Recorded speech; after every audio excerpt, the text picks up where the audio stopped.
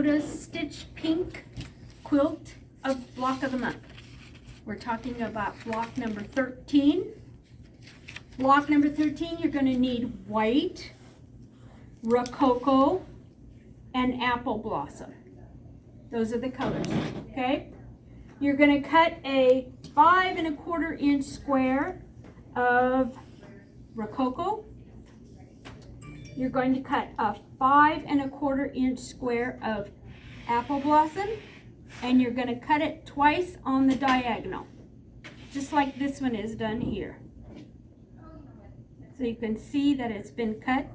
Each one of those blocks will be cut twice on the diagonal. You will take and intermingle them separately and line them up like this.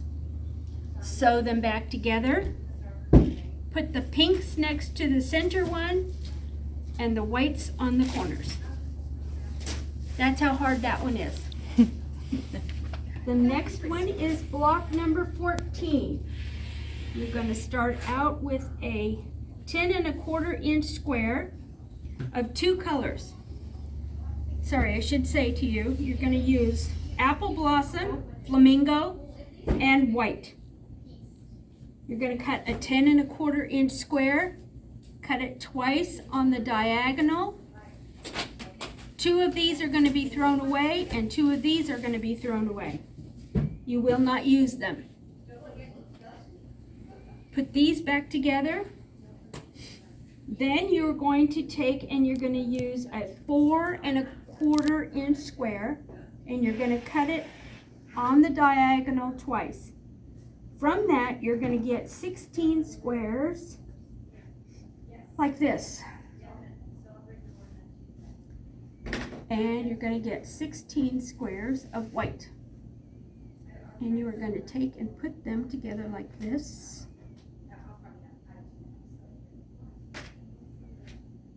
And like this. And you are going to sew those back together to make this. That goes there. I think points go, nope, points go the opposite way, sorry. Points go that way. And this one will go this way. Then you are going to do the same thing with the apple blossom, which is the pink. And you will put those like this. Nope, those go in. And you can see that your corners will line up just perfectly.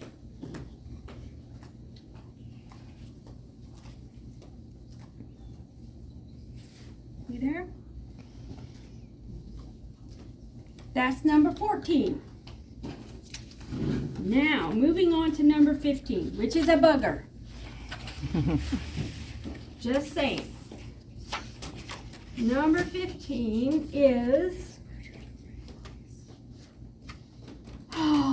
it's called Tweet Tweet.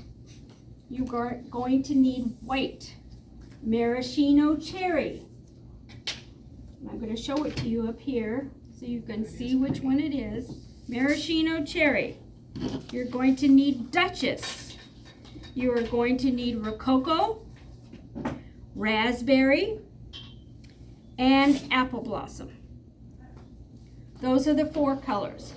Of those 4 colors, you are going to cut 2 3/8 inch squares. And you are going to cut 25 of those, and you cut the square once diagonally to make 50 triangles, like this. 1 triangle, that's half of it. Okay, so it'll be like that. Then you're going to mix it with another color and sew it together at that point. You're going to do that for every color. You have to have 10 maraschino cherries, 11 of Duchess. That's this color going here. 12 of rococo, which is rococo is this one here. You're going to need 10 of raspberry, and you're going to need 6 of apple blossom. That's that one right there. Okay, So you need 49 squares finished off at 2 inches by 2 inches. So that when they're sewn together, they are 1.5 squares. These are 1.5 squares once they're sewn together. Then you cut your borders. You do the 2 sides first, sorry. 2 sides first, top and bottom. That's it. Would it be easy to do paper piecing? The Thangles papers would probably be easier. We have the half square triangles on a roll. Remember Yes, we talked about yes. that? We have that size, and we have a block ruler. Block, yes, size, that you can if you cut do them the down. individual ones. The other thing that you can do, if you have an AccuQuilt machine, if you have a half square triangle that says finished size is 1.5 inches, you can use that. Lay your 2 pieces together that you have to sew together, put them right sides together and run it through the machine. That's the easiest way, but not everybody has that. When you say, well, these are 2 inches. 2 inches unfinished. Okay, Finished size is going to be 1.5 inches. okay. So you want to make sure that it's 2 inches before you start to sew them together. Okay. And what I did was I laid them all out according to the color on your piece of paper here. And then I started sewing the rows together. Then when I had one row sewn, I pressed it, set it aside, sewed the next row, pressed it, then stitched it to this one. So that you can keep all of your rows straight. That was the easiest way to do it. Because you've got 49 blocks that you have to put in here. So it's a lot, but you can do it.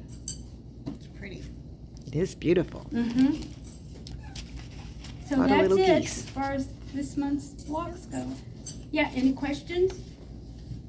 Anything you can see? Well, you you might- did mention that, you could cut it out a little bit larger and then Yes. cut it down. Right. So Yes. what would you cut it at then? Would you set it at 2.5 You to a have, quarter? no, you or- have to cut it down to 2 inch by 2 inch, because it tells you right here. It should finish, But when you first before you cut it. finish it, it should be 2 inch by 2 inch, when you're ready to sew it together. That little Yes, the ruler, block that block. thing is a dream. Yes, That's how I did mine, and then it's perfect. yes. And a I'll lock show you block that has a video. But little it's channel individual that though, goes right? through the, Yeah, I'll through show you, the, it's all perfect. goes through the middle of the acrylic piece, and it has measurements on it. And you line up one corner, you turn the whole block over, and you line it up again and cut it. Yeah, you just turn it, and it's got the measurements for any kind, any size, it's Yes. perfect. Yes, Sounds like a great tool. it is a great tool. So, And then, like Okay. you said, for those who like the paper piecing, we have yes, those on a paper roll. piece, you can do that just right on a roll. And then you just cut the paper piecing Right. apart and peel the paper off, and you're done. So, any number of ways that you can do it. Anything else you need to know? No? Thank you, Ruth. Oh, you're welcome.